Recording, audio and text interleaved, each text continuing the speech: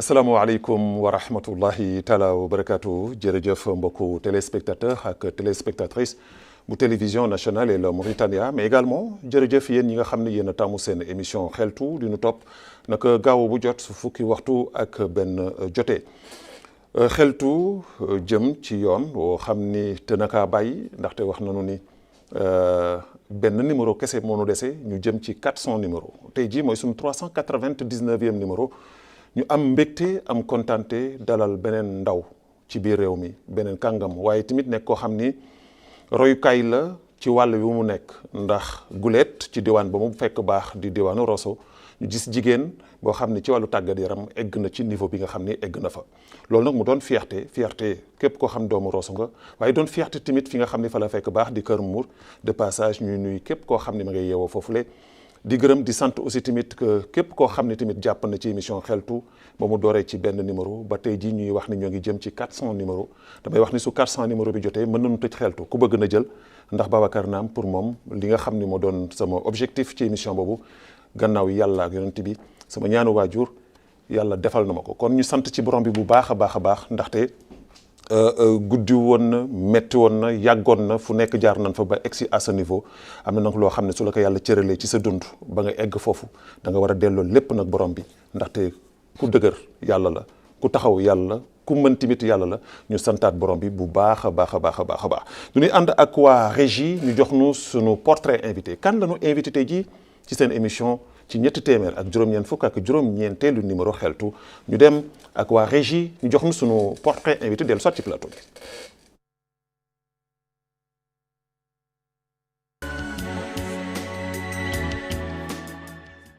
mu ngi wuyoo Alimatu Cheikh Tidiane Sall moom mooy ganu xeltu tey jii ñu ubbil ko xët bu bees mi ngi juddoo Rosso dal alxuraan ci peggu baayam defee fa njàngum nasaraanam dooree fa tuut tànkam diggu doomam ba bi mu eggee baccalauréat bi mu defee baccalauréat benn yoon amul ci daal dee bàyyi daal dee def jongante bi nga xamante ni moom moo koy dugal ci centre des cadres professionnels bi nekk fii ci Nouakchott muy jëmmi ndaw ñi ci lu jëm ci wàllu tàggat yaram bi mu fa amee lijaasa ci la nekk maîtresse d'éducation physique bi mu génnee ci atum 2007 ñu daal di ko affecté fii ci biir Nouakchott dañu ko téye maanaam li waral loole mooy ne dafa bokkoon ci ñi nga xamante ni ñoom ñoo gënoon xereñ ci li nga xamante ni moom mooy wàllu tàggat yaram ñu daal di ko téye fii ci biir Nouakchott mu tàmbalee liggéey fii ci biir Nouakchott bi mu fi defee juróomi at la ñu ko affecté fële ca Rosso moom doomi Rosso gii Alimatu Cheikh Tidiane Sall doon ko am taxawaay ci tàggat yaram doon ku bëgg lool li nga xamante ni moom mooy tàggat yaram ba jaaxal ñi nga xamante ni ñoom ñooy ay jege ñaaleem waaye lépp rek nekk ci ndimbalu ay waajuram ndax dañu gis xobe gi mu ci xobe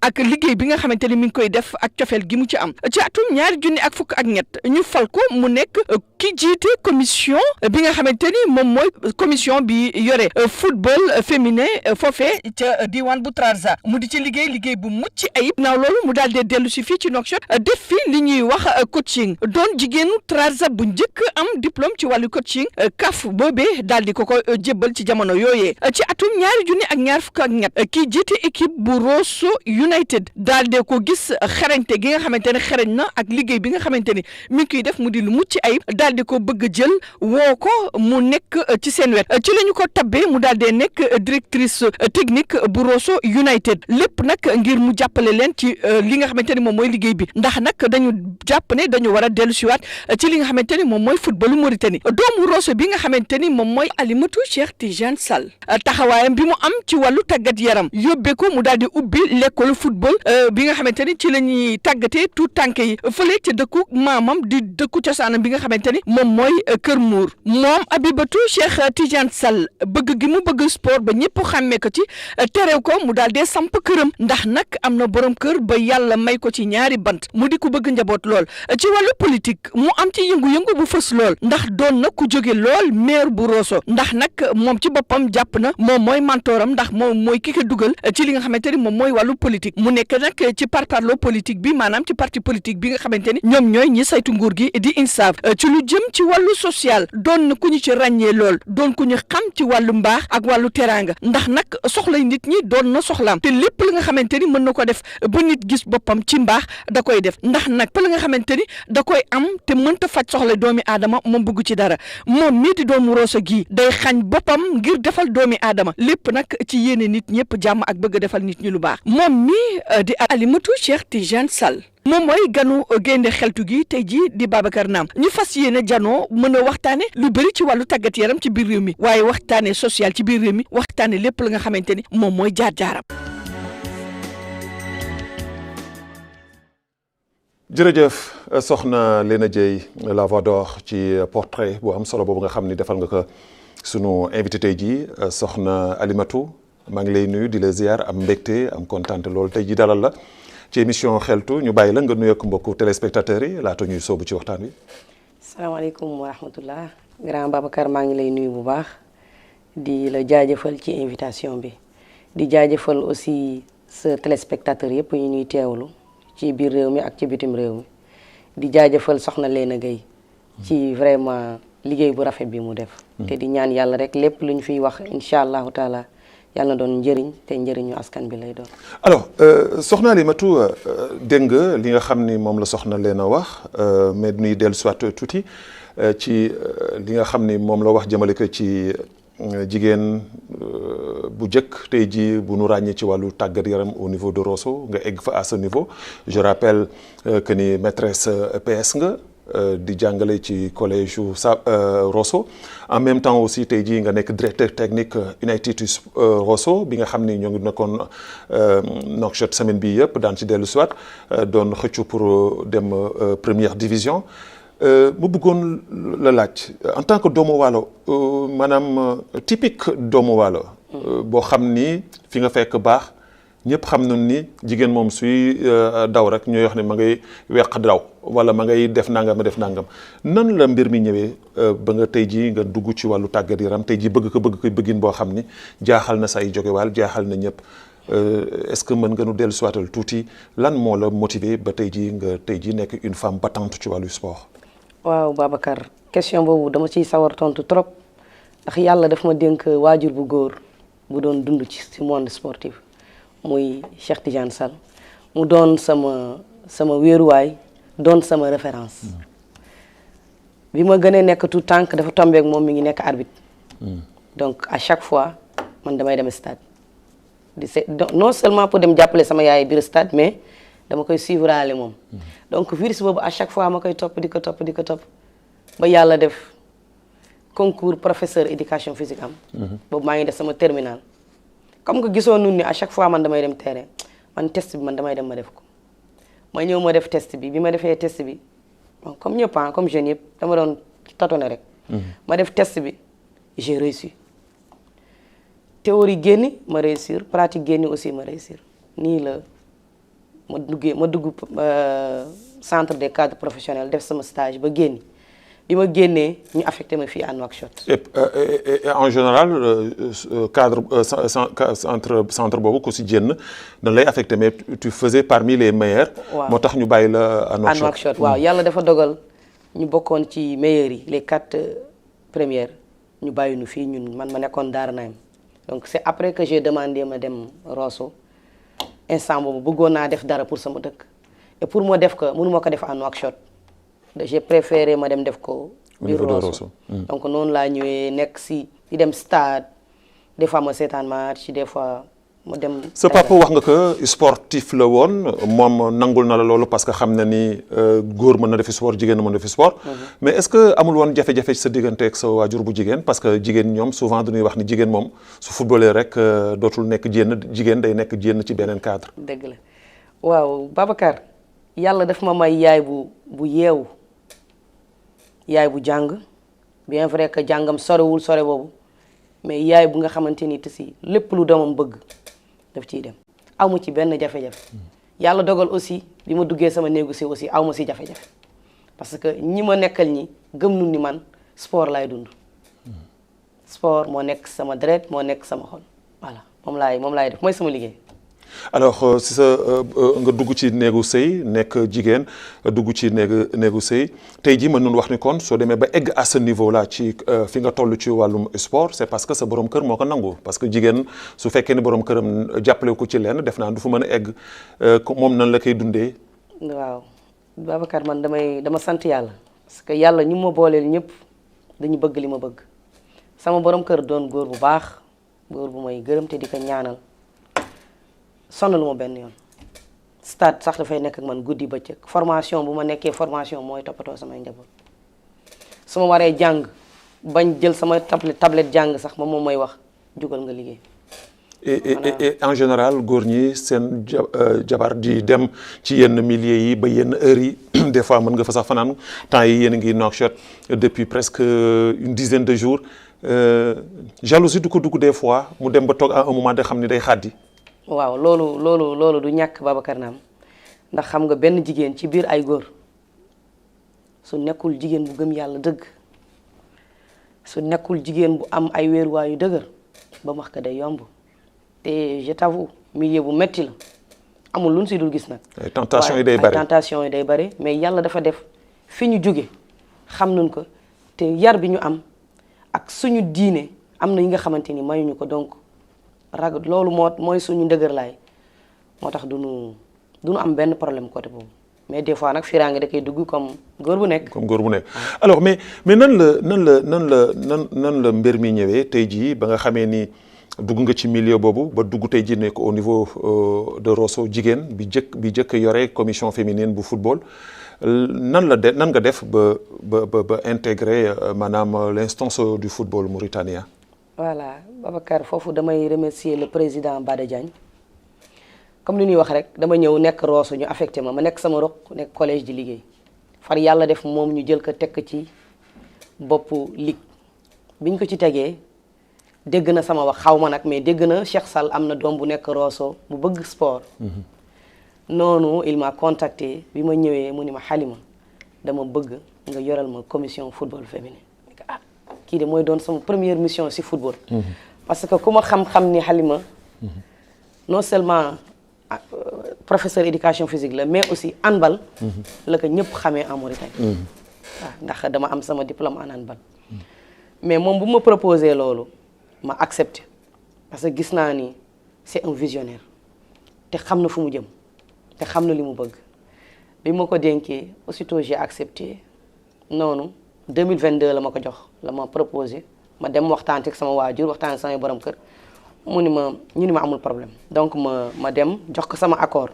bi ma ko joxee sama accord mu ni ma léegi nag il va falloir chercher des diplômes.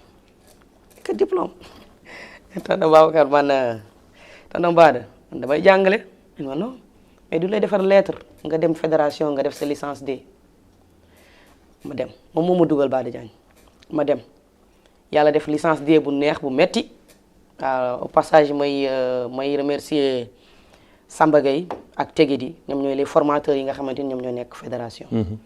donc ñooñu gën ma jox courage en tant que jigéen il faut nga am ay diplôme yàlla def ma def ko et ma validé que avec une très bonne note. mooy sa licence D. sama licence D. donc D boobu moo ma permettre bi ma dellu see Rosso aussitôt ma créer équipe féminine bi. ok ñu nekk noonu di liggéey si noonu aussi le président Rosso United gisee ak sama licence D. ok équipe féminine boobu nga xam ni créé nga ko au niveau de Rosso ci fan la toll actuellement parce que gisuñu ko mu fës xëy na nu mu waree fës comme yeneen équipe yi est-ce que mi ngi génne ay pépites yoo xam ni mën nañu am yaakaar ci ñoom.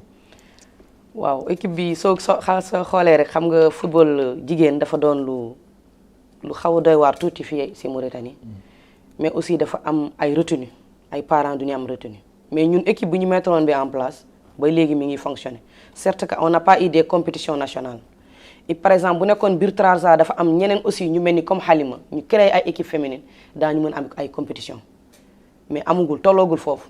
comme par exemple motivation bi nga am yow du jigéen yu bari ñoo ko am. waaw du jigéen yu bari ñoo ko am et puis aussi village yu bari yeewoo gunu ci bu baax bien vrai que am na tuuti village comme jëkk yu commencé génne ay joueuses mais ba léegi dafa des donc équipe bu nekk bi foofu mi ngi foofu ba léegi des fois bu ñu ñëwee vacances il y a des filles qui sont déjà dans les clubs qui sont à Nouakchott.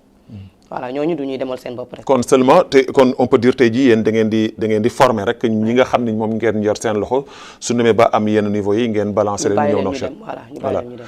alors ci cadre boobu wax nañu ni Alima créé na aussi benn centre de football au niveau de Kër Mour. Pourquoi le choix de Kër Mour? Voilà Babacar kooku damay remercier sama waajur bu góor remercier aussi le chef du village dama yàgg dem Kër Mour su ma demee à chaque fois damay gis les jeunes tout le temps duñu bëgg football mais organisé wul d'une manière désorganisée mu am benn jigéen bu fa nekk bu ñuy wax Aïda Thiam sama belle-sœur la chaque fois day ñëw mu organiser tournoi vacances mu dem je me suis inspirée de ça ma ni man sama papa dafa am école de football depuis 97 mu tuddee ko maamam pourquoi pas man du ma ko jël dellu Kër Mour liggéey puisque je suis dans le milieu et balaa may dimbale beneen dëkk daf certes que Rosso laa juddoo mais balaa may dimbale beneen dëkk ma dimbale sama village parce que mes enfants du village les enfants du village ont besoin de moi lii moo ma may xalaatu ma ñëw ibbi ko foofu. Et comment ça se passe actuellement nii parce que les conditions ne sont pas réunies parce que si gandus gi la ban bi la tey jii fu mu toll fi nii ci wàllu nawet su tawee pratiquement amatu leen benn possibilité pour continuer seen ay activités comment ça se passe? C'est très difficile j'avoue parce que ku wax waalo wax kekk te bu tawee rek amatuñu fu ñu entraîner démb maa ngi woo sama coach di ko wax ni que terrain bi dafa am ndox de mu naan ma waaw dafa am ndox ma ne mais est-ce que doo xool annexe bu nekk bi juste sama watu kër sama kër goro annexe bu ndaw des fois duñ fay entraîner donc dañuy essayer rek di kii ak suñu ay moyen de bord lu ñu am rek loolu lu ñuy essayer jël. Alors tey jii da nga wax ni sa waajur bu góor moo ko doon def nga jël ko ci moom ça veut dire que tey jii donc tey jii am nga kayit yi nga war a am yëpp pour ubbi école centre de formation boobu. waaw ndax sama waajur daf ko créé woon depuis 2017 donc ku xam ni plateforme yi bees yi léegi kayit yëpp duñ leen renouveler. donc balaa may dem di ko ubbi j'ai fait le maximum pour me renouveler yëpp. dama am sama récépissé am sama agrément. tout est ok ma doog a dem am autorisation d'ouverture. Alors objectif bi lan la Alima wax nga léegi daf nga ko parce que da nga gis ni xale wàllu yi sunu wàccee ñoo ngi taxawaalu de gauche ñoo ngi ca dex ga ñoo ngi ci yenn mbir yoo xam ni ki wun nga jël leen encadré leen mais au finish kuy yëngatu ci yenn mbir yooyu tamit daa ci am ak vision bu sore. dafa loo xam ne tamit bëgg nga ko ci parce que gis nañu soo demee au Sénégal les tey jii les centres de formation de football tey jii ñooy élite footballu Sénégal ils créent des joueurs yoo xam ni ñoo ngi partout dans le monde aujourd'hui Alima vision dëgg-dëgg ci mbir moomu mu taxawal tey jii ci Kër Mour dëkku cosaanam lan la. voilà Babacar vision bi vision bu sore la comme ni nga ko waxee bëgg naa fii ak quelques années. ñu wax ni Kër Mour génnee na ay joueurs dem na jaay leen à l'extérieur bëgg naa fii ak 2026 comme ni ma ko waxee sama formateur barki démb Halima pour nga def sa licence B il faut que nga atteindre sa objectif 2026 ma ni que je vous promets incha allah 2026 dinaa indi ay talent ñu détecter leen à Nouakchott te j'en suis sûr et certain village bi am na ay talent yi nga xamante ni mën nañu rester à Nouakchott pour liggéey. On a vu Kër Mour benn doomam tey jii di gardien international de l'équipe nationale Babacar Diop mu nekk bi ñu ko sélectionné équipe nationale mu nekk à un moment donné il était même titulaire dans l'équipe mu defoon fierté wu képp kuy waalo moo xam Kër Mour nga bokk moo xam Gaani nga bokk moo xam Njaago nga bokk soo déggee rek ñu ni Babacar Diop la rek mi ngi équipe nationale mooy gardien équipe nationale fierté la woon ci yow mbégte la woon ci yow alors tey jii Alima dafa bëgg créer d'autres Babacar Diop.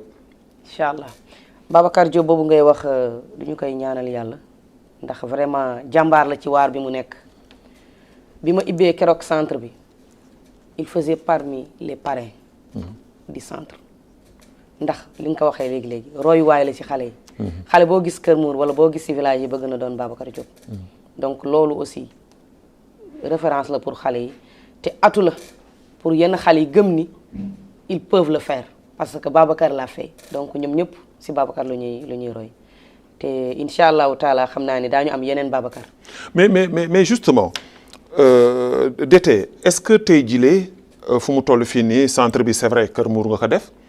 mais est-ce que Alima mi ngi xelam mi ngi ci wala déjà mi ngi ci sax que ni def peut-être sillonner les autres villages moo xam village yu naar la moo xam village yu pël la moo xam village yu wolof la yoo xam ne ñoo nekk aux alentours du Trarza de Rosso pour permettre à ces jeunes yi nga xam ne ay talent la ñu parce que dañuy gis ni dans les villages bari na ay talent mais encadrement bi moo ci warul est-ce que sa xel mi ngi ci pour def sillonner loolu organiser des genres de tournois yoo xam ne da nga koy organiser entre xale yi village di ci mën détecter ay joueurs di leen ci mën a jénne pour mën a aussi tamit ji à l'aide de leurs parents pour mën a des ci biir centre boobu pour aussi tamit leen encadrer. merci beaucoup Babacar jour bi may def sama discours à Kër Mour dama ni leen sport bi centre bi Mour Ndëri laa ko tuddee te biir Kër Mour laa ko def mais dans l'avenir bëgg naa Halima heure bu demee ba am des moyens pourquoi pas Mour Ndëri bi nekk Jidru Maxgan Mour Ndëri bi nekk Fass Mour Ndëri bi nekk créer d'autres centres de formation yi permettre xale yépp bokk si comme ni nga ko waxee le football ça ne divise pas le football ça réunit le football ça fédère donc loolu moo tax yaakaar bëgg naa man bépp nit fu mu nekk que mu nekk ak ethnie bi nga mënti doon que tu vis le football man bëgg naa permettre xale yépp xale village yépp bu dund bu ñu bëgg dund ci football ñu dund ko et aujourd'hui le football mauritanien va bien on peut le dire parce que fi nu jógee sore na lool mais beaucoup de choses restent à faire et tey jii objectif u Halima wax nga ko léegi mooy fexe ba di jaay joueurs ñuy dem di football yi dans les plus grands clubs d'Europe et du monde mais dafa amoon beneen phase bu ci nekk moo xam ni lu am solo la te kenn ku nekk ci yéen ñi nga xam ne yéen a nekk ci milieu football bi war ngeen ko ci def mooy maanaam ce moyen financier là et ce moyen financier là je pense pas que ne Halima am na ko xëy na peut-être dans l'avenir daa ngeen cee xeex pour mën a fexe ba am ay partenaires mais est-ce que yaa ngi xalaat pourquoi pas def ay déplacements fi nu sorewul dara muy Sénégal par exemple Génération Foot par exemple Jambar et dans d'autres Sacré-Cœur pour mën a fexe def benn parrainage maanaam jumelage je veux dire bu leen mën a permettre peut-être que au moins que ñoom ñu mën a jàpp ci sa loxo nga jàppante ak ñoom peut-être que ëllëg mën nga leen di fournir ay joueurs. waaw Babacar au passage mooy nuyu le coach Amara Traoré mi nga xamante ni jot nañu def ak moom prise de contact par rapport à ça comme ni nga ko waxee dafa metti quand on n'a pas les moyens. Amara qu'on a eu l'honneur de l'inviter dans l'émission Xeltu aussi. au passage ma koy nuyu ndeysaan ku baax. ku am xam-xam bëgg nañu loolu waaye dafa metti pourquoi dafa metti mooy on veut faire mais il y a pas de moyens peut-être dans l'avenir comme ni nga ko waxee on aura des partenaires des bonnes volontés mais loolu yëpp mi ngi suñu xel Babacar et ces moyens là même su fekkee ni balaa ñuy wax sax balaa ngay wax ci biti da ngay wax sa biir dëkk est-ce que au niveau de Rosso les responsables communaux ñi nga xam ne ñoo nekk dans le milieu politique ou bien nekk ci yenn mbir yi nga xam ne tamit que c'est les instances peut-être que yi nga xam ne ñoo nekk foofu est-ce que ñoo ngi leen di jàppale dëgg. waaw Babacar loolu au passage damay remercier notre député Mohamed Fall remercier monsieur le maire ak Brahim Fall ñii ay nit lañu yi nga xamante ni lu tax ma cité leen mooy c'est des hommes politiques mais aussi ay nit lañu yi nga xamante ni ñoo ngi jàppale ndaw yi. kooku je le dis haut et fort parce que man activités yu bari dama koy def à Rosso même des tournois interscolaires dama koy organiser chaque année. maa ngi woon tey sama 4e édition. Et c'est des gens qui m'ont toujours épaulé sur ça. Aussi la déléguée de la jeunesse et de la culture et des sports madame Aminata Elibam kooku aussi dafa gëm ni man en tant que femme war naa mën a percer ci liggéey bi donc moom tamit daf siy jàpp mais am na aussi ay. yeneen bonne volonté yu siy jàpp. ñi nga cité ñi léegi c'est des hommes de terrain. loolu moom mën na leen ko témoigner. voilà ñooñu ñii man bir na ma ni ñoo ngi jàpp sport. bien vrai que doyul nag parce que loolu la jàppale duñu lay jàppale benn activité ñaari activité alors que sport du loolu sport sooy jàppale nit bi da nga koy jàppale ci benn développement durable nga ni Halima centre Mour Ndëri wala centre tel duñ koy jàppale financer ko mu ibbi benn complexe. di fa tàggat ay xale mu am école pourquoi pas mu am école foofu am centre de formation am yëpp ci biir projet bi ñu lay defal. voilà centre Mour Ndëri boobu nga xam ne tey jii yaa ngi ko def kër Mour tey jii su ma la doon laaj Halima ñaata at nga def sa kanam pour jaay sa premier jour au niveau international. si kattanu yàlla ak mbaaxam bëgg naa d'ici 5 ans nee naa Samba Gueye année prochaine 2026 dinaa la indil fii nga détecté ay talent naa indi académie ay talent mais bëgg naa dans 5 ans samay joueurs ñu leen di dégg équipe nationale pourquoi pas U17 bëgg naa ko pourquoi pas U20 bëgg naa ko voilà bëgg naa fii ak 5 ans quand même école football Mour Ndëri génne ay talent te ci kàttanu yàlla ak mbaaxam yàlla mën na ko def. mais Alima say moroomu jigéen yu bare suñu nekkee fi nga toll fii am weccit mel nu leen neex mën a dem fu sore mën a dimit que ñëw Nouakchott jaay fi ndaanaan jaay fi lu nekk dawal ci oto yu baax yi mais Alima a préféré rester dans son tiroir de Kër Mour ce choix là pourquoi? sant yàlla modestie ak yar ñun du ñu jàngal ni loo mënti am bul bew loo mënti am bul ko wane parce que. humilité. waaw parce que yow li nga am ba wane ko keneen ëppal na la ko te na bëgg. na bëgg tout à fait te di ci jaamu yàlla. tout à fait donc lu bare amul mais lu barkeel rek moo am. donc li ñu am li ñoo ngi siy suturlawu te di ci dimbale ñun ci war a dimbale loolu rek la lépp yar la rek. yar la rek day dellu si yaru papa ak yaay ñoom ñoonu yar ñu fekk nag suñuy maam nekk ay nit yu baax nit yu simple donc simplicité boobu moom la ñuy dundee rek ba yàlla lu muy def incha allah. alors ñu ñëw nag ci poñ bu am solo muy Alimatou Cheikh Tidiane Sall et la directrice technique de Rosso United. Rosso United le président de passage monsieur Thiam ma koy nuyu ngeen ñëwoon tey ji phase finale pour la montée de la première division. Dieu a fait que vous êtes éliminé dès le premier tour. Alors qu'est-ce qui ne va pas lan moo doxul ba Rosso daaw ñu éliminé ko ren ñu éliminé ko. merci beaucoup Babacar Naam au passage mooy nuyu le président Ousmane Thiam di ko wax gàcce ngaalaama suñu amoon 5 jeunes yu mel ni moom biir Rosso football Rosso dafay développé. Tout a marché pour Rosso United et l'objectif a été atteint. Ah bon? Ouais. L'objectif c'était pas de monter en première division? L'objectif c'était de monter en première division. Donc mais l'objectif n'est pas atteint? Non, pour moi l'objectif a été atteint. Pourquoi ma wax ko mooy que ni Rosso United a été créé en 2022. 2022. 2022. 3 ans maintenant. 3 ans maintenant. Rosso United petite catégorie la commencé en 2022 ñu dem bay ci kanam ñu ni du ñuy def tournoi U17 am na la ligue moo ko organisé ñu jël suñuy xale ñu def leen U17 ñu génn ñu final jël final U17 D3 ñëw Rosso United bokk D3 3e division yàlla def ñu génn jël final 2e division ñëw on a fait le tournoi ñu génn nar a dem représenté ji Rosso le Trarza fii à Nouakchott soo déggee ma ni l'objectif a été atteint mooy suñu processus bi ñu jaar bi dafa leer te dafa gaaw te aussi des fois yenn objectif yi balaa nga koy atteindre warul gaaw moo tax ma ni on a atteint l'objectif équipe Rosso United lu mu def biir Trarza amul équipe bu ko def certes daaw Rosso ñëw na fi ñu éliminer ko mais yoon bu équipe boobu jël ñuy wax Renaissance Monaco chemin bu mu jël bi ba egsi fu daaw ñun jëluñu ko ñun suñu chemin moo gën a gaaw.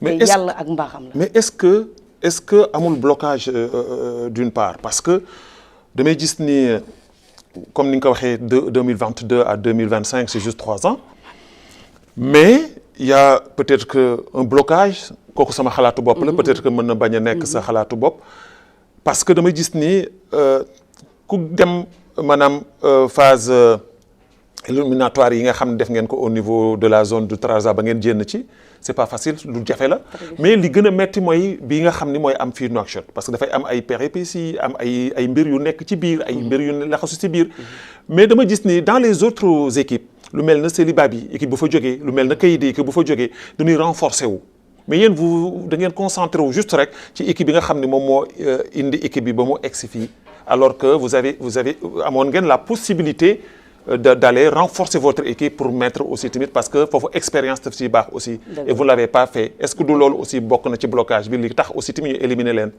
waaw loolu Babacar li nga wax dëgg la mënoon nañu def comme yeneen dëkk yi li ñuy def suñu joué D2 bi ba pare ñu essayer def une sélection interne. pour génnee joueurs yi malheureusement c'est pas le cas de Rosso. et li war lu tax loolu divergence yi moo bare. ambition yu kenn ku nekk moo bare. certes ku nekk dafa am ambition personnelle ku nekk am vision am personnelle. mais est-ce que du loolu moo suuxal le football Rosso soir. bi nga xam ne moo doon vitrine football mauritanien. voilà léegi nag vision boobu nga xamante ni léegi duñ ko personnaliser moom moo waratul am vision bi dafa war nekk une vision collective bu Rosso United di dem bépp équipe bu nekk biir Rosso dooleel ko ay joueurs yu baax mu dem représenter le Trarza. bu Renaissance di dem wala Njurbel di dem wala keneen di dem ñu def la même chose loolu tant que defuñu ko football bi dafay sooxe day am manquement bi nga xamante ni sax yow Babacar Naam gis nga ko mais doo ko wax Halima da ngay bàyyi mu dem donc bu demee ba toll fu mu toll ñu perte ñu delluwaat defuruwaat. et j'ai vu lu ma xaw a jaaxal aussi dans l'équipe commençant que ci Babacar Naam parce que balaa ngay attaquer kenn da ngay attaquer sa bopp ba pare. voilà. parce que Rosso United man dégg naa ni Rosso United dafay ñëw Nouakchott mais giwu ma def benn démarche pour mën a fexe ba jóge équipe bi pour jàppale ko ci sama xam-xam jàppale ko ci sama poste jàppale ko ci sa leneen seeti ñeneen ñu am lu la mën jàppale ko dama koy commencer sama bopp man. defuma ko. te ni ma ko defu leen noonu la ko ñu bëri defee. mais ba Rosso United ñëwee Nouakchott nekk stade Cheikh Boy Dia Rosso yëpp nga fa woon. ba pare boole ci li ma ca metti nag mooy su problème amee wala erreur am ñooñu ñooy teg ci tribune yi di yuuxoog di kaas ak di wax leen est-ce que sunu mentalité ñun waruñu ko changer waruñu ko defar pour mën a permettre que ak Rosso fi mu toll woon ci football tous les grands footballeurs de ce pays-là qu'on appelle la Mauritanie de l'indépendance 1960 à nos jours Rosso lan ko daan jëlee mais su demee ba Rosso tey jii pour ñu am benn sax joueur en équipe nationale wala 2 joueurs en équipe nationale yu fa mën des lu yàgg c'est un problème est-ce que loolu tamit ñun suñu wàllu bopp war nu changer suñu jikko ak suñu doxalin. waaw Babacar xam nga sama papa dafay faral di wax benn mat boo ko defee nii dafay damm waaye bu ñu doonee say boo ko bëggee damm du mën a nekk certes am na ay Rosso yu mel ni comme yow yu ñëw jàppale équipe bi au passage coach Hamdou Gueye à Rosso la ñu fekk sinim la nekk mais comme dafa nekkoon si période trêve il est venu pour supporter l'équipe il est venu pour entraîner même l'équipe tactiquement techniquement joxe xam-xamam ak ñeneen ku ci mel ni comme Pape Seck il est venu nous voir fii ñu dëkkoon ku ci mel ni comme sama maam Diop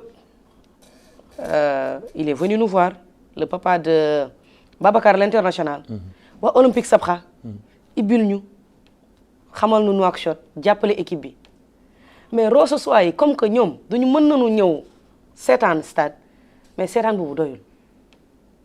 mooy li ma la wax. seetaan bi doyul ñoom même ñi la seet si tey jii ñu ñëw seet si la Babacar Naam ñëw na regroupement seet si tel Pape Seck ñëw na regroupement seet si keneen ñëw na regroupement seet si mais dafa am lu jiitu loolu bi équipe bi nekkee à Rosso moment boobu ñoom ci seen bopp ak yi borom xam-xam la ñu ci football parce que kenn dootu ko werante bare nañ fii Samba Gueye côté boobu foofu la bokk ñeneen ak ñeneen foofu la ñu bokk est-ce que tey jii du woon tey jii seen rôle ñoom ñu déplacé wu ñëw au niveau de Rosso fii ngeen xamee ni fa ngeen di préparer seen mbir avant ngeen di ñëw Nouakchott kenn ku nekk ci wàllu xam-xamam mu teg ka fa ku am poosam joxe ko ku am leneenam joxe ko su ko defee ñu mën a toog waxtaane ko et peut-être que su fekkoon ne ñoom defoon noonu ko xëy na moment boobu balaa ngeen ex daan wax non temps bii kat ak fii poste bii kat ak lii war nañ ko renforcer wala nga ko def nu mu fi jéem fii xëy na daa ngeen seen xel dañ ci gën a dem. waaw loolu dëgg la. mais on a vu Rosso United un seul unique Ousmane Thiam que je salue de passage que je remercie infiniment.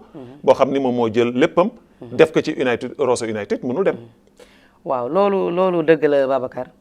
mais aussi xam nga dafa am ay nit yi nga xamante ni seen liggéey du leen di wax les hommes de l'ombre ku si mel ni comme Samba Gueye bi nga wax Samba Gueye 2 fois bëgg na ñëw Rosso mais yàlla dogalu ko mais dama lay wax ni bépp liggéey bi may def man en tant que directrice technique su ma ko defee mu baax grâce à moom la.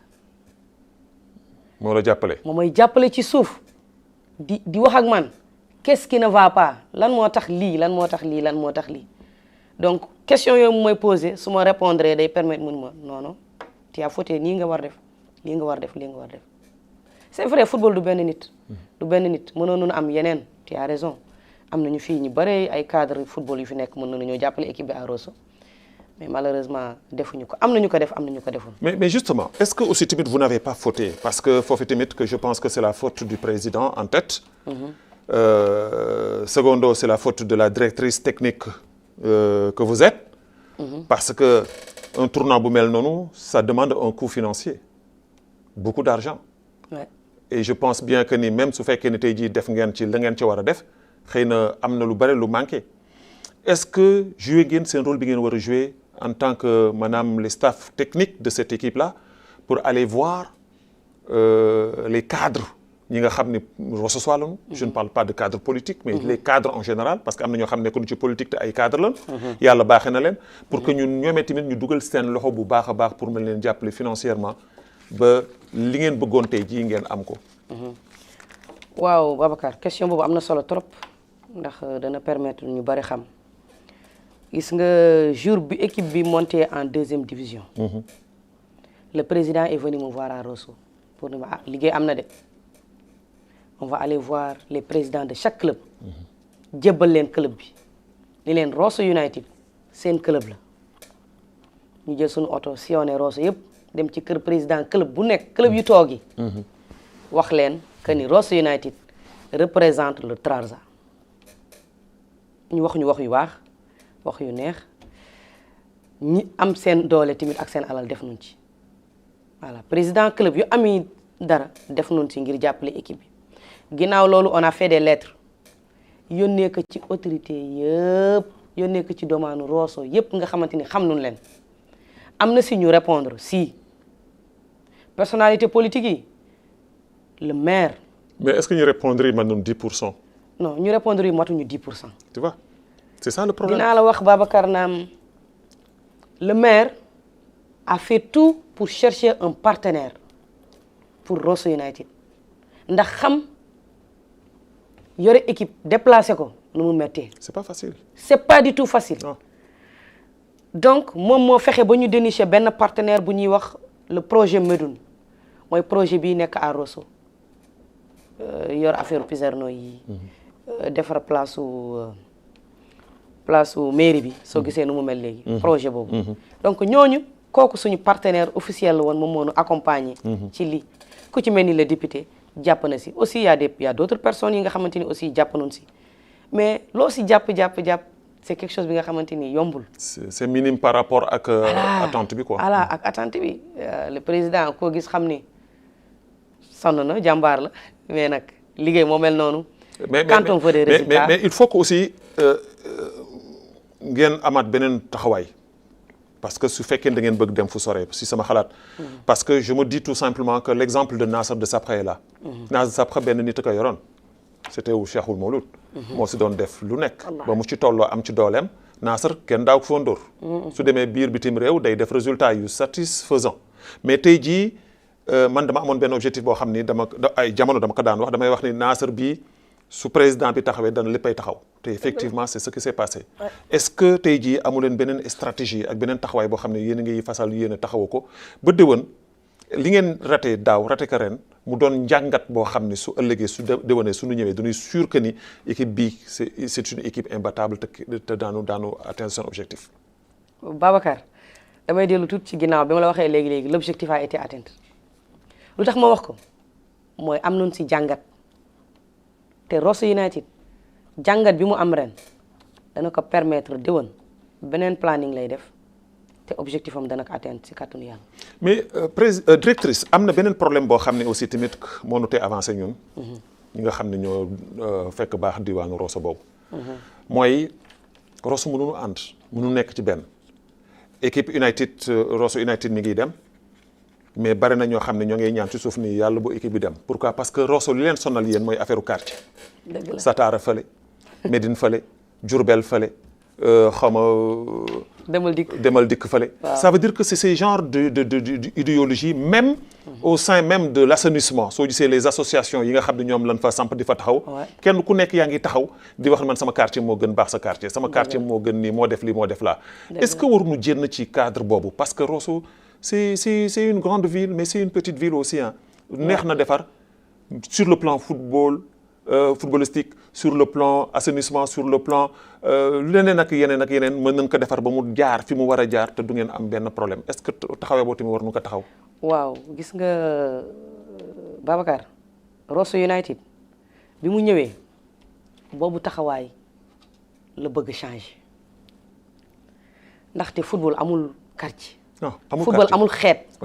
xam football xamul loolu. football lu mu xam mooy fu talent nekk ak xeet bu mu mënti bokk rek.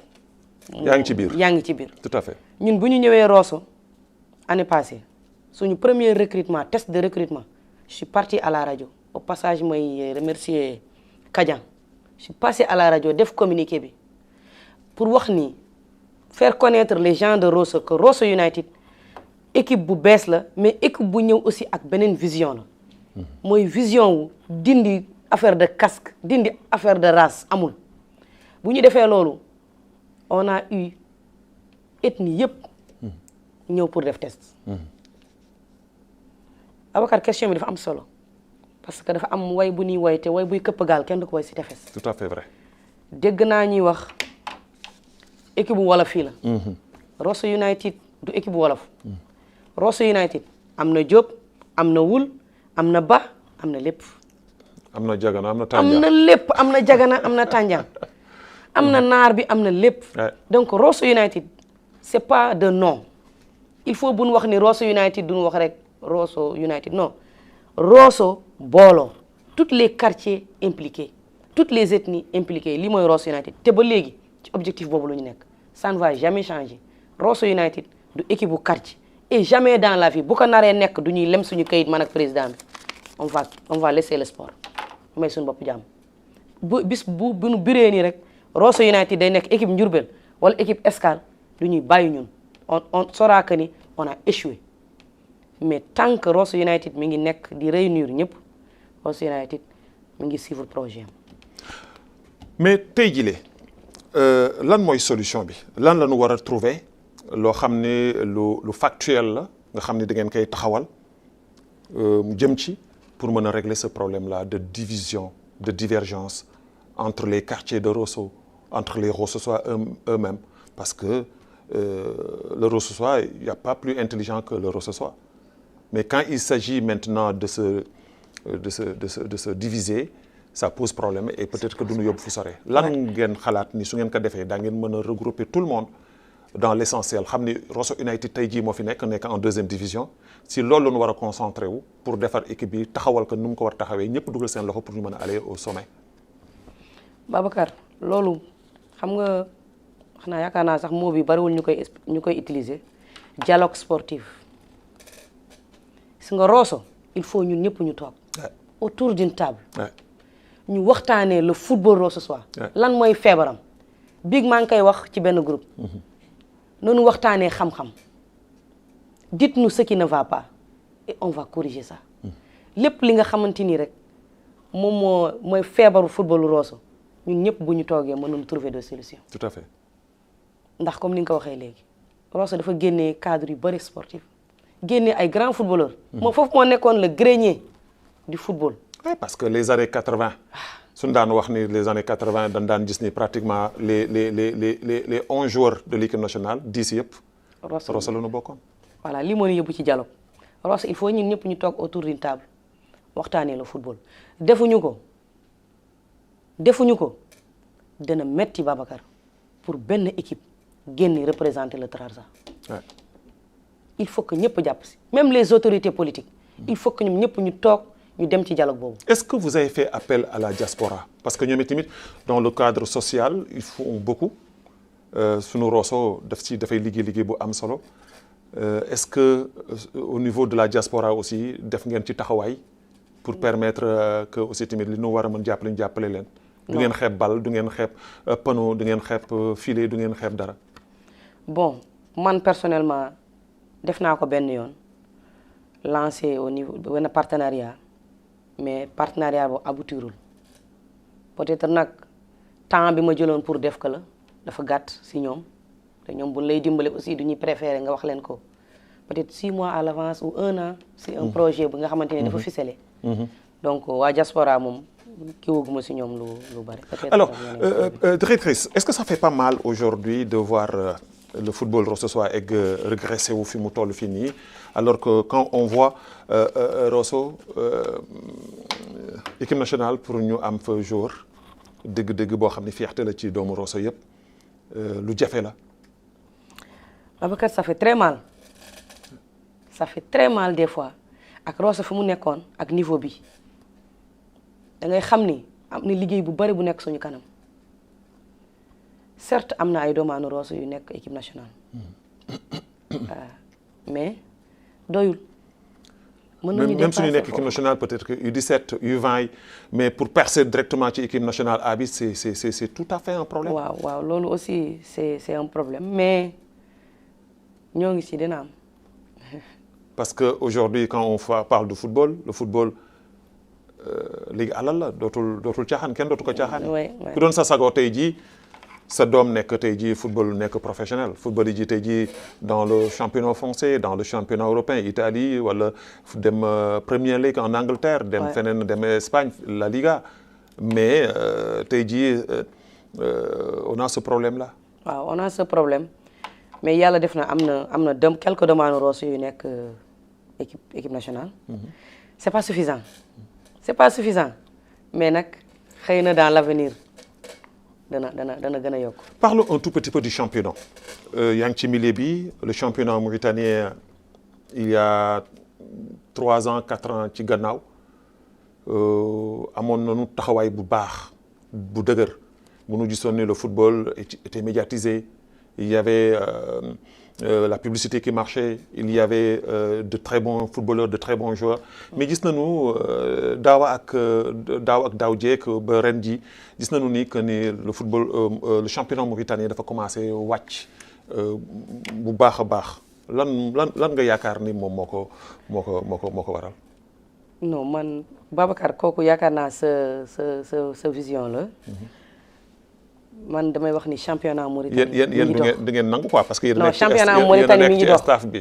non championnat Mauritanie nekk ci kaw mën ngeen ko bañ nangu mais mun leen yam ak xalaat ak ñu nekk ci waaw parce que bu njëkk dañ daan seetaani championnat gis ci de très bon football de très bons joueurs mais ñaari at yi Alima soo xoolee par rapport ak ñetti at yi la ca gannaaw ambiance bi sax amatu ko. waaw ambiance bi peut-être amatu ko xëy na loolu côté communication bi la. mais man boo waxee ni championnat mauritanien doxul man damay wax ni.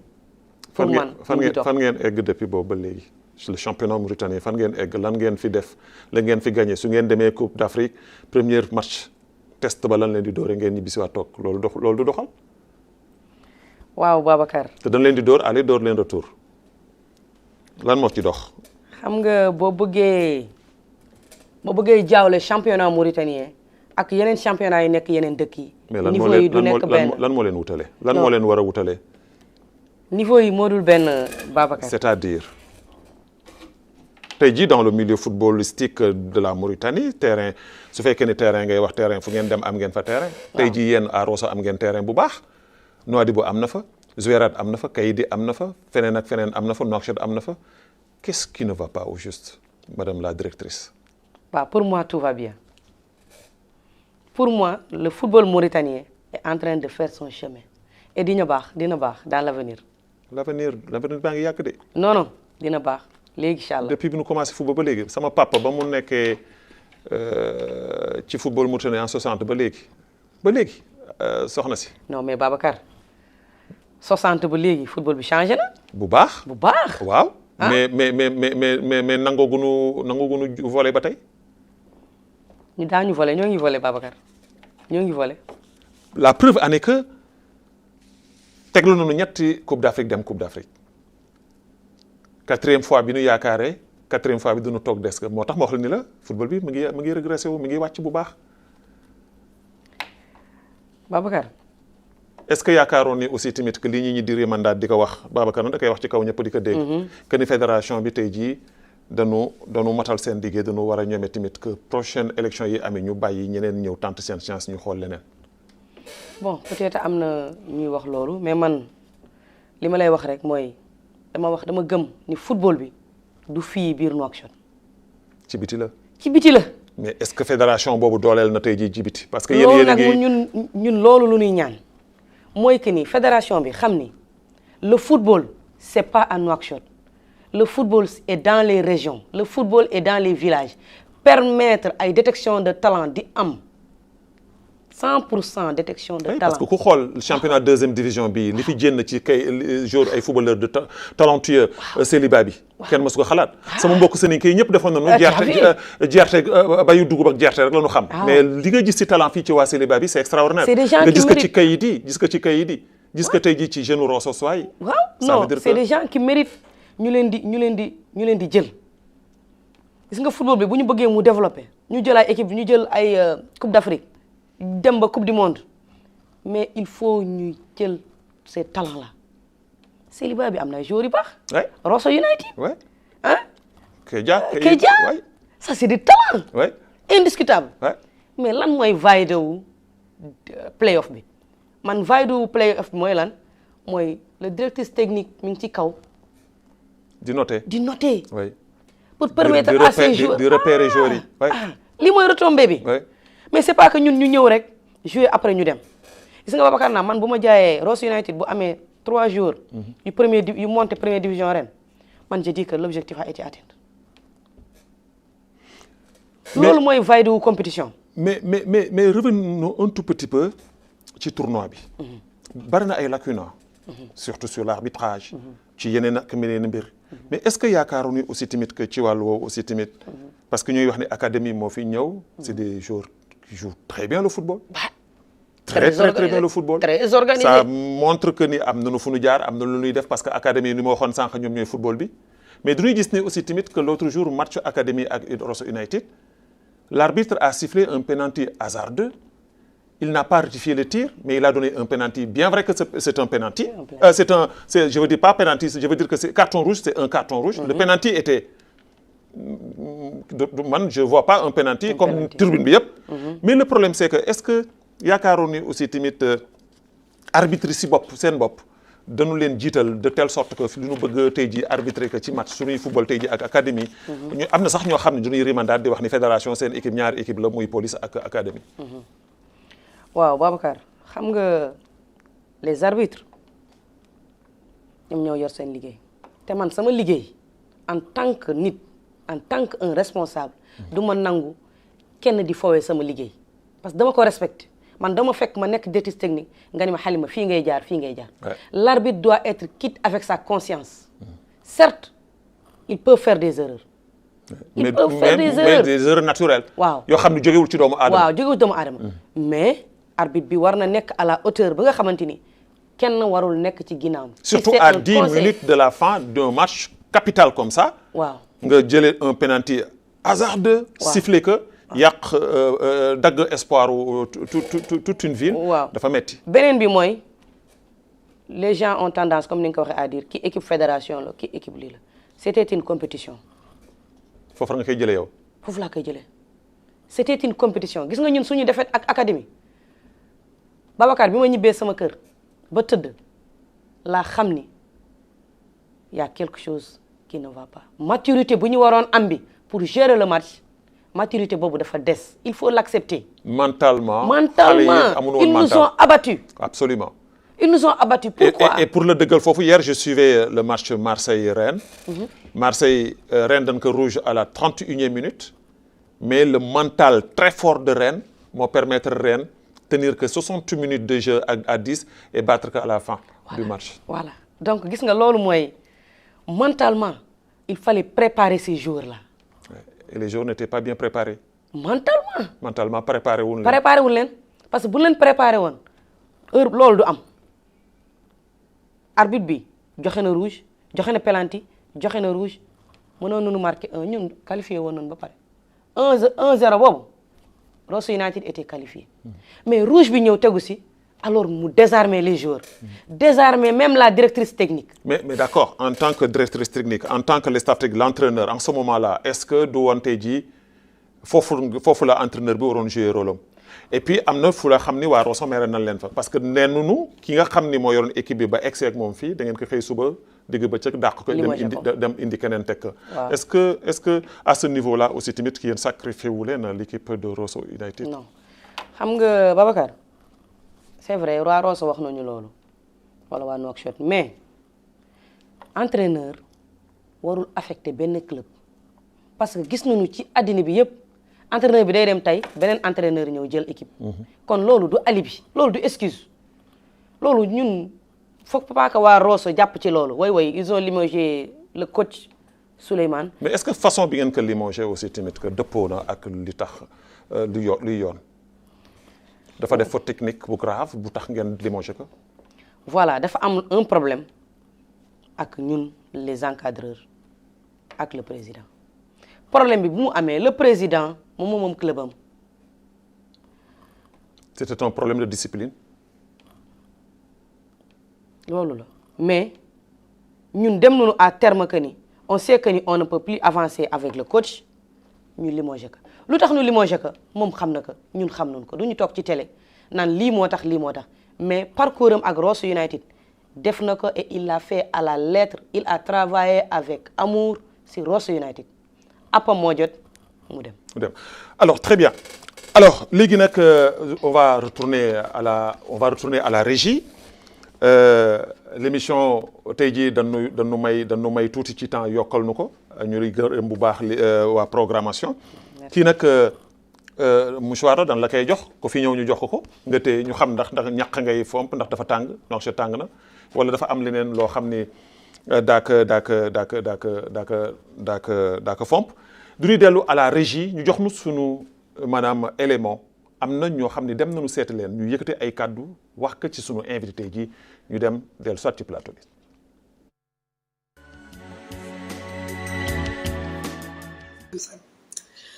di wax que ni Babacar tey invité ngeen kàngam tey invité ngeen nit ku baax nit ku bëgg ay mbokkam nit ku bëgg ay rakkam nit ku bëgg dëkkam Babacar Halima Sall dafa nekk ki nga xam ni. mbégte doomu aadama moo ko gënal mbégte moom Halima dafa nekk yi nga xam ni macha allah xam nga comme on dit nit ki boo xamul loo koy def lu mu la defa tax Halima Sall wax ci moom du doon lu yomb waaw xam naa ni c'est quelqu'un qui respecte son peuple qui respecte sa ville qui respecte tout être humain waaw Halima Sall nit ki nga xam ne dara ñoro ko lu dul développement wu ville am développement wu dëkkam développement wu domaine yu mu nekk yi notamment la domaine sportive et la domaine éducative waaw macha allah donc Sall man complice am la man moom complice am la xaritam la du xuloo kii du ñu am benn complicité. En tant que sœur, c'est ma copine, c'est ma bestie, vous voyez.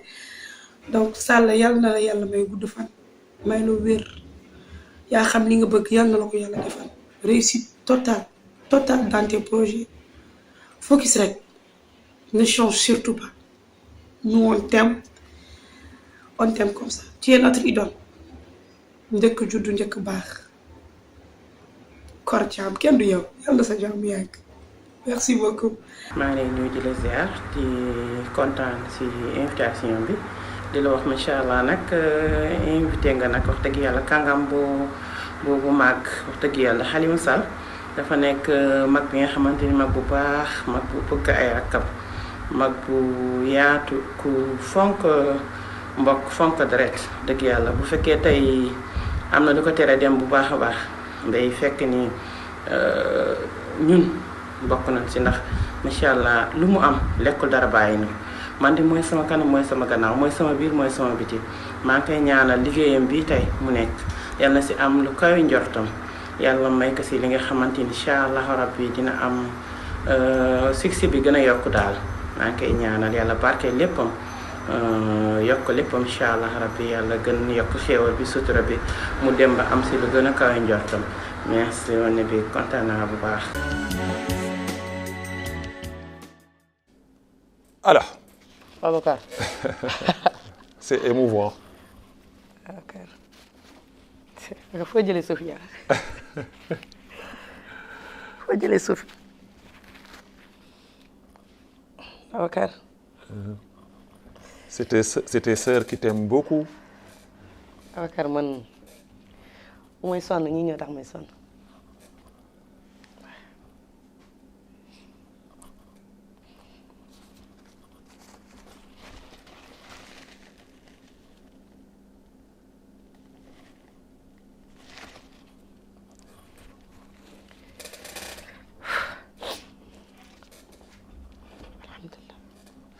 Voilà, donc ça fait plaisir ah ça fait plaisir nga gis say mbokk gis say jógewaale rawatina say rek nga toog ak ñoom dund ak ñoom ñu def la référence def la koo xam ne tamit sa seen vitrine nga ñuy yëkkati ay kaddu yu émouvant yooyu di la ko tegtal xolam fees na ba mënul yëkkati kaddu waaye nag des na.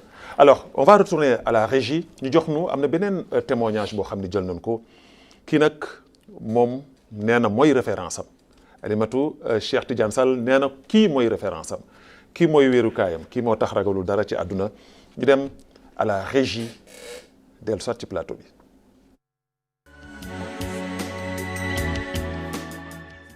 Halima Sall sama doom la maa ko jur ci farata yàlla ak sunna si Muhammad mu baax ci man lool bëgg ma lool dëgg sama ndigal lool ànd ak yar ak teggin fa ma nekk tegal sa tànk fa la koy teg fa ma nekk bul teg sa tànk du ko fa teg yoon ci man suba ba ngoon dara lu ma metti Halima Sall bu ko dafay daw ci sama service suba ak ngoon bu ma nee liir ma dal rek Halima Sall dem kon lu muy def même si biir activité yii muy def balaa muy dem dana ne papa man de lii ak lii ak lii mooy sama xalaat lan nga ci wax ñu concerté aussi ma jox ko sama xalaat mu jox ma xalaatam après mu dem kon nag dafa def lu nga xam ni loolu yàlla sant yonent bi sallallahu alayhi wa sallam moo di waxtaan te shawr di concerté wu balaa ngay def quoi que ce soit ndaxte du ñu aju diisoo sa mbir dana weeru rek wante doo mën nga bañ a juum kon nag loolu foofu Halima dëgg na si tànkam baax ci ay rakam baax ci rakam lool ay rakam bu doon suba ba ngoon lépp lu mu am ay rakam en tout cas duñu souffrir ay doom ay mbokkam amul dara lu nga xam ne rek takk na ci man wala takk na ci yaayam wala takk na ci gaa ay xaritam yu nga xam ne kii ne te du ci taxaw def kam kattanam kon dama koy ñaanal yàlla ma nga xam ne moom mooy lépp mu mën lépp moo am lépp yal na ko suturaal yal na ko jàppale yal na ko lafal cat sama xol sedd na si moom te bu ñu waxee nii gannaaw yàlla yanante bi ay waajur nun di rawatina ak man mi di sama xol sedd na si moom fu mu dëgg yenn fu yi walla dëgg di jaay rasulullah vraiment bu ma toggee fii di wax suba ba ngoon lu may wax di jeex si moom parce que li may wax aussi waxuma ko parce que sama doom dama ko wax parce que mooy dëgg maa ngi lay sant nag di la gërëm di ko ñaanal yàlla di la ñaanal yàlla itam di ñaan yàlla Babacar Naam ma nga xam ni képp ku nga xam ni mu ngi taxaw pour liggéey mu taxaw ci côtéem jàppale ko xam fu mu jëm waxtaan ak moom ngir yàlla dimbali ko ba mu dem ci kanam loolu ak yow mii nga xam ni fa lillahi alhamd képp ku nga gis xam ne yaakaar nga ci moom dara avenir bu nga xam ne baax na ci société bi yaa ngi taxaw à côté de lui kon nag yàlla ma nga xam ne moo am cant moo am ngërëm moo am lépp yal na leen yàlla dimbali yal na la fa leen cat yàlla guddal seen fan bay nga xam ne ay ndaw ngeen jëm fa nga xam ne fa la réew mi war a jëm yàlla jàppale leen ba ngeen eggale ko. assalaamu aleykum wa rahmatullahi taala wa barakatuh. Alimatou Sadia. Babacar vraiment merci beaucoup kii yàlla moo ma booleeg moom te bu ma yàlla doon laajaat sa wàccee suuf koo bëgg mu doon sa waajur bu góor moom laay jël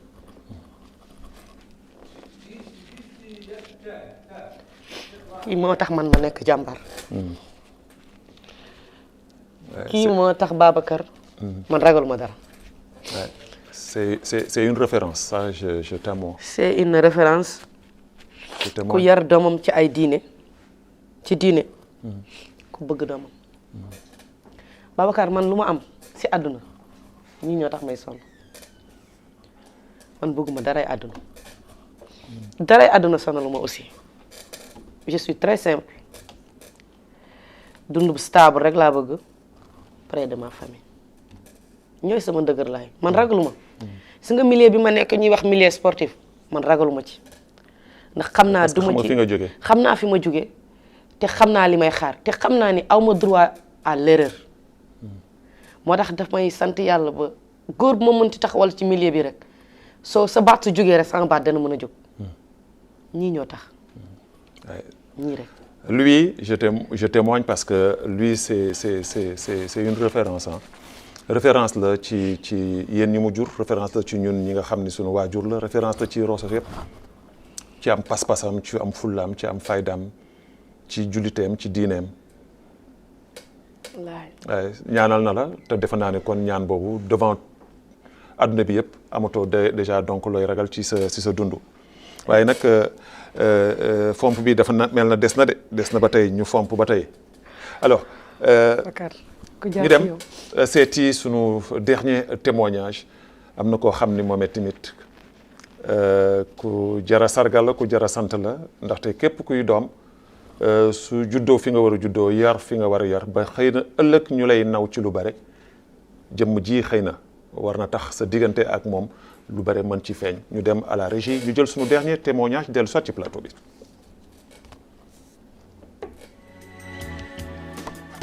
jarbaat du am rek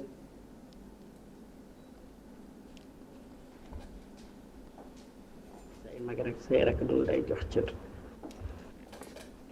sport bi yeneen ñu nekk dafa di sport moo xam dafa ko bëggal boppam daf ko bëgg foyewu ko kafewu ko mu jaral ko léppam nag mu ngi ci guddi mu ngi ci bëccëg macha allah léeg-léeg sax man damay dem sax ba yenn saa yi ma ne ko li ma am ngay naaw ma ne ko man de bu doon sama sogo bi nga bàyyi ndax diis na lool ci yow yaa ngi jàppante ak lu nekk yaa ngi dégg lu nekk ni ma yaay man maa choisir métier bi kon damay dem jusqu'au bout ñaanal ma rek sa ñaan rek laa soxla ak sama papa bu ngeen ma ñaanalee lu ma nit wax dinaa ko mën a digérer incha allah nit wax rek dinaa commencé la bu ma dem te lu ma dugg dinaa ci génne ñaanal leen ma rek alhamdulilah ñaan am nga ko sax balaa ngaa dugg ci sport bi ndax ba nga nekkee tuut tànk ba léegi ba tabaarakalla macha allah kul barke yaa ngi def li nga mën yaa ngi wax li nga mën tax nga ñëw respect yal na la yàlla jàppale te comme liggéey bi yaa ko bëggal sa bopp yàlla la si yàlla jàppale yàlla nga si am lu kaw say njort di ko ñaanal yàlla nag lépp lu mu sumba yàlla na ko eggale ci kaw suuf ak mboolem jullit di ñaan yàlla lépp lu mu bëgg ci àddina yàlla na ko yàlla defal ci barke na Muhammad sallallahu alayhi wa sallam yàlla na ko yàlla déggale ak ay rakkam déggale ko ay nitam ba du gis dara lu ñaaw yàlla bu yaakaaram tas di la ñaanal yàlla yee tamit waa xam ne nga bëgg yàlla la ko yàlla defal ci barke na Muhammad sallallahu alayhi wa sallam yàlla nga am lu kaw njort sa liggéey bi jërëjëf kontaan na yal na yàlla kontaan. Alors, c'est ta maman chérie, maman adorée. waaw Babacar kii sama àddina dafay résumé wu ci moom ci jigéen bu jàmbaar la jigéen bu suturaal ay njabootam jigéen bu jàppale njabootam àddina neexul Babacar waaye boo amee yaay bu baax rek sa génn day yomb te moom jigéen ju baax la jigéen ju toog macha allah këram kenn xamul lu mu am ak lu mu amoon jigéen bu bari sutura mi ngi nii jigéen bu mën góor mi ngi nii li may wax rek léegi sam pap bu ñu doon choisir nit fu muy juddoo man ci ñoom rek laay dellu. amoo benn rëccu aw ma benn rëccu nee naa man sama yaay ak sama pap man fu ma neex ma daagu ndax aw ma xas te lii bu la ko yàlla defalee ci àdduna foo toog daagu ñii gudd fan rek laa leen di ñaanal yàlla na ma yàlla bàyyee ak ñoom bàyyi ñu ak famille bi yépp ba fi ñu bëgg ñun ñëpp ñu egg fa ñu teg ci seen bët. très bien alors presque émission bi li ci des sa bareetul léegi mu jeex mais dama la doon laaj benn question parce que question bi su ma ñëwee muy góor muy jigéen su ñëwee il faut que man ñu laaj ma ko ñu naa koy laajte. naa koy laaj ku góor ki wala mu laaj ko ku jigéen ki waaw Alimatou. Alimatou est polygame.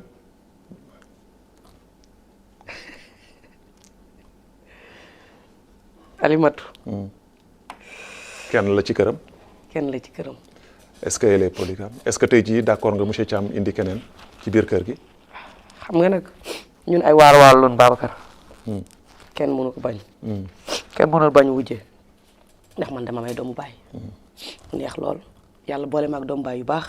ñu neex a àndal ñu ànd bu rafet kon bu yàlla dogalee sama borom kër am ko mënuma lu dul nangu ko waaye nag pour l'instant moom mën na ñàkk. mën na ñàkk monsieur Thiam dégg nga dafa la cax nag monsieur Thiam jàppal ni dafa la cax voilà dafa la cax léegi nag Alima émission bi jeex na tàkk mais dafa am benn élément boo xam ne 30 secondes la. c'est une photo bi nekk ci question quiz làqatu ci gannaaw da nga ñuy wax ci 30 secondes kan moo nekk ci photo bi. d'accord ñu dem à la régie ngeen jox nu question quiz pour ñu tëj émission xeltu voilà kii kan la. Mody Mbodj. Coach feu Mody Mbodj. On verra. On va voir est-ce que c'est Mody Mbodj. Coach. Dans 10 secondes. On va voir. On va voir est-ce que c'est Mody Mbodj. Voilà. Alors.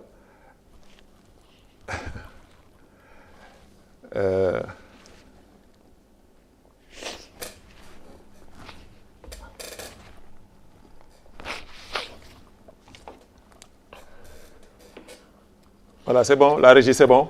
Babacar. kii bëggoon naa mu fekkee sama liggéey. ndax bi may def sama licence D. en tant que femme su ma ñëwee su ma ko nuyoo su ma ko ne tons ma góorgóorlu day baax de day baax su ma ñëwee tons comprendre ma lii de mën ma day baax day baax maanaam source de motivation la woon pour ñun. moo di ku am fulla nit ku amoon personnalité. am personnalité. waaw un vrai waalo waalo. vrai waalo waalo ba pare am xam-xam. am xam-xam. te ñeme ko joxe. tout à fait. nit bu il était généreux. généreux si xam-xamam. si xam-xamam. Mody pouvait avoir des milliards. Ouais. mais mu mayee xam-xamam gratuitement moo ko gënal. vraiment yàlla moo xam nag li muy def. ndax yàlla moom bu soxloo rek jàmm day ñàkk. dëgg la ndeysaan. waaye fu mu nekk yàlla na ko gënal fu mu. amiin incha allah donc grand Mody fi nga tëdd yàlla na la gënal fépp ci àdduna bi nga nekkoon. tu as représenté dignement ton pays la Mauritanie. tu as été grand ci biir àdduna ba ngay dem. et incha allah tu resteras grand fi nga tëdd yàlla na la yàlla ak yonent bi teeru. amiin yaa rab. ci aljana firdaws. yàlla fi nga nekk gën fépp fi nga nekkoon fii ci àdduna. te yàlla tekk loxo ci njaboot yi nga bàyyi. amiin yaa rabbal aalamiin. di ko delluwaat di jaale Mauritanie yëpp di ko jaale encore waat soxnaam parce que c'est un monument. soo gisee may delloo si ces genres de personnalité bugguma ñu leen di fàtte ndax dañ leen di war rappeler à chaque fois. Alima émission bi jeex na tàkk tey jii télévision dañ la jagleel spécialement lii lu bëri ñoo ngi koy ñaan depuis boobu xel duñ ko war a yokk mais tey yow dañ la ko yokkal. dama ñëw waa programmation ni ma. Babacar demal ba 1h30 tey jii ñu jagleel la ko muy mbégte ci man ak kontaante ma bàyyi la nga tàggoog mbokku téléspectateurs yi ñu joxe daje ba beneen yoon incha allah. waaw Babacar maa ngi lay jaajëfal di remercier aussi ñi nga xamante ni tey waa programmation ñoo yokk heure bi. yàlla na leen yàlla fay yal na yàlla gën a barkeel seen liggéey mais yow dañ lay beral loxo. Babacar di ñaan yàlla fi mu la teg yàlla na la gën a samp. amiin incha allah yàlla na la yàlla may gudd fan bu ànd ak wér. amiin ñu bokk lépp incha allah. réussite bi nga bëgg ci ñun yàlla na yàlla may nga fekkee ka. amiin incha allah te ñu tal ko ñun ñëpp. amiin incha allah ci barke yonent bi sallallahu alayhi wa sallam. amiin incha allah. en tout cas remercier naa la Babacar Naam. jërëjëf jaajëfal naa la bu baax a baax a baax a baax a baax. ñu ngi lay gërëm yow tamit bu baax di remercier ñi nga xamante ni ñëpp ñoom nga bokkal liggéey bi. ndeysaan ndax liggéey bu mucc ay bi yëpp. ñoom la wallaahi donc ñoo ngi leen di remercier di ñaanal yàlla yàggal seen taxawaay ñoom. très bien Alimatou Cheikh Tidiane Sall moo doon sunu invité tey jii ci émission xeltu émission spéciale la comme ni ngeen ko gisee ñuy gërëm di gërëm sant bu baax l'équipe technique ingeste ta son le duo choc Atnan ak ki nga xam ne mooy Mouhamed Val caméra Zeyni ak Youssouf ñoo fa nekkoon script la grande Siham Régis Sinia moo ànd ak ñun nodal Cheikh Jéri réalisation ki nga xam ne mooy Mahayti moo fa nekkoon le coordinateur de cette émission Tahman ñu koy jërëjëfal bu baax a baax mais un grand merci à Mina Abdel Aziz bi nga xam ni c'est une collègue bi nga xam ni fii la nekkoon nekkatul TV mais bu ñuy suivre di ñu bëggee à chaque fois di gërëm di ko sant Mourabi Oul Abdel Aziz mi nga xam ni moom moo nekk aussi timit que ci wàllu YouTube bi montage di gërëm di sant képp koo xam ne jàpp nga ci émission bi ba mu yemb leen jox daje incha allah samedi prochain 400e numéro bu émission xeltu yal na yàlla def jàmm taxawu leen sàmmunu wasalaamaaleykum wa rahmatullahi taala wa barakaatu.